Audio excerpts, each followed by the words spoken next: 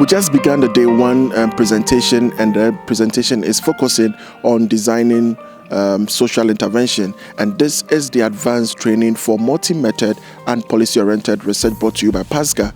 The entire training is being powered by the Association of African Universities Television, that is AU Television. In the next 14 days, we will be exposing our participants to various models, topics, and critical subject that has to do with research advancement in Africa. Stay tuned and enjoy the best of our coverages.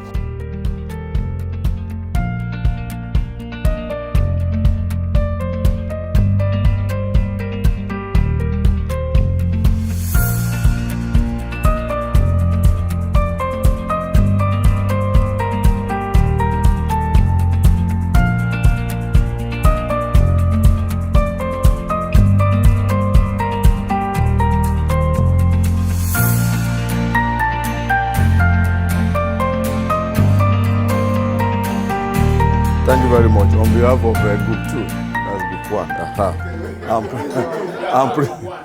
I'm presenting our what we have discussed.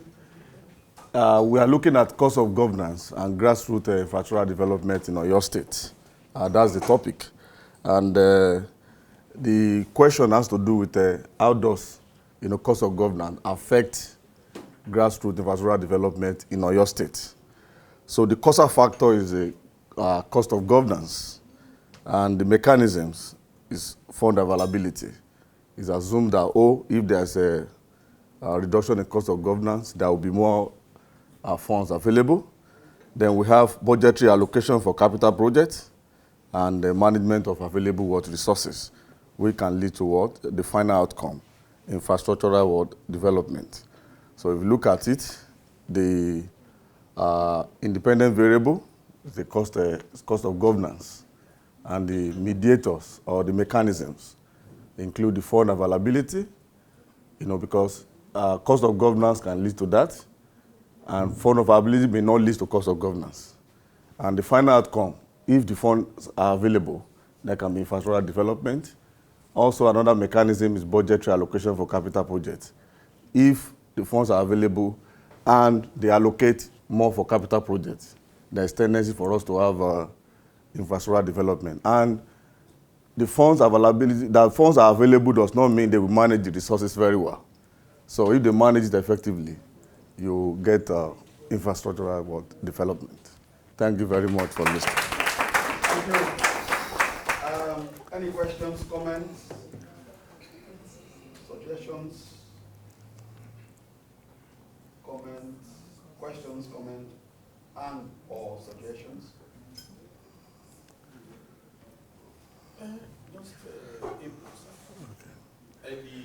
The cost of governance and fund availability, and the assumption is that fund availability will not affect or lead to cost of governance. Yeah. That was so how will fund availability not affect cost of governance? Funds availability can only be made if the cost of governance is reduced. But you cannot talk about fund availability causing cost of governance, because cost of governance can be if the cost of governance is high. You understand? Fund may not be available. You understand? And if cost of governance is reduced, fund is available. But you can say if fund is available, are we going to have cost of governance? So, anyway, my idea is that, of course, we experienced the economic recession in the country. Political office holders still maintain the same commissioners and everything. So the cost of governance remained high. And they had funds for their own. So fund availability is the underlying something. My just curiosity is that linearistic construction, that if fund availability will not affect. We were shouting at that time that they should drop commissioners, drop this one, so that we can, every other sector of the society can enjoy. Although it's an hypothetical case. But also we can also benefit from real life situation that we have experienced. So that this remains at the level of common sense. What I say is validating what he's saying. Because fund availability is not the issue. You may not reduce the cost of governance. Because during recession, the fund availability was low. Funds were not available, but the cost of governance was still high. So, meaning that you're validating what he's saying. But what he's saying is that if we reduce cost of governance as we are preaching, the funds will be available. And if funds are available, the chances that we have it directed to infrastructure development is, I think, it's a simple thinking, but it may be more like, it may be more than this. Maybe more, governance may be more complex than this, but there is a possibility. And then this assumption that the outcome has to be positive. Yeah. The outcome cannot always be positive. It cannot be. That's what they are saying. It doesn't mean that fund availability will lead to infrastructure development. That's why we have other mechanisms. You understand? That if the funds are available. I'm not saying that it can be infrastructure development and not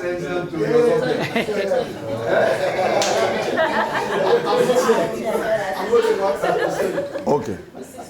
Yeah. So, yes, sir. Last. I just want to draw attention to this and reflect on where we started from. Yeah. And that is critical imagination linking up causality. So there are certain assumptions that are embedded in this particular design that is coming up that we probably need to look at again.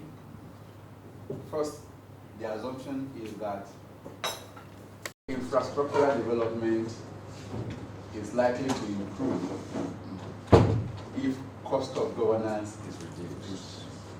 So we have to zoom in on that assumption, whether if we reduce the number of PA, the number of vehicles, and the number of perquisites that political office holders enjoy, the money saved from that will actually end up in infrastructural development. I mean, how solid is that assumption? The second thing is that it is assumed that if cost of governance is reduced, what is saved is automatically moved to the capital project of the budget. We need to look at that again.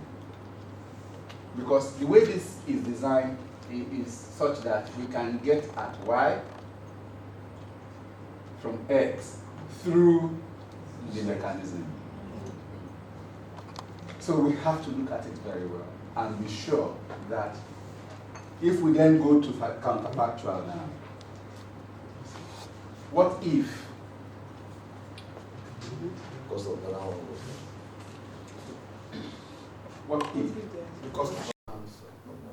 So give a sample of what if, sir. What if the cost of governance is low? It's low. Does it mean infrastructural development will go up? So it means we have to still look at that window very well. The mechanisms. I think we reduce it to 3. Another one has to do with prioritization and management of corrupt practices. Because if the funds are available and the available funds are embezzled, there is not going to be what?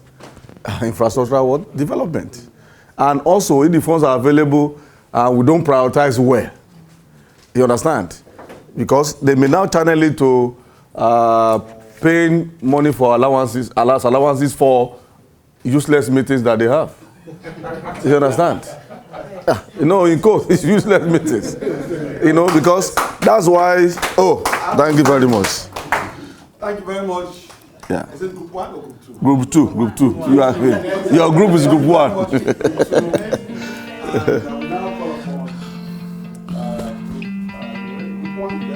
So day 1 has finally come to an end, and we just finished the first module for the advanced training program happening here at IA. We have some of our participants. They made a very beautiful presentation. We want them to walk us through what they presented and the lessons that they've picked up for today. All right, so you're welcome to A Television, sir. Thank you very much. Great. So you mentioned your name, your university, and then your position as well. I'm Stephen Akinyemi from Department of Political Science, University of Ibadan. I'm a senior lecturer there. Great. So I believe that as an academic, you've done a lot of presentations. And how was your presentation today to you based on the content that you presented on? It has opened my eyes to some other new things about developing concept notes. Okay. Before, we always limit ourselves to certain particular design. But today we have been exposed to so many other designs that can enhance, knowledge production and also, assist us in carrying out our research that can produce policies that will solve societal needs, problems. Great. So walk us through the one, is it a 5-minute presentation you made, linking up your entire processes? Great. What we have done today in my presentation, we look at how reduction in cost of governance can really affect grassroots infrastructural development in your state. Okay. And we said that the causal factor, the independent variable, is the cost of governance. Okay. And there are so many drivers and mechanisms. One is fund availability, which may eventually lead to infrastructural development. And we also realize the fact that that funds, if funds are available, does not mean that you translate to infrastructural development. So we also look at another mechanism which has to do with budgetary allocation to capital projects. And also we talk about prioritization of the funds that are available for infrastructural development. But they've made us to realize the fact that this still remains at the level of common sense.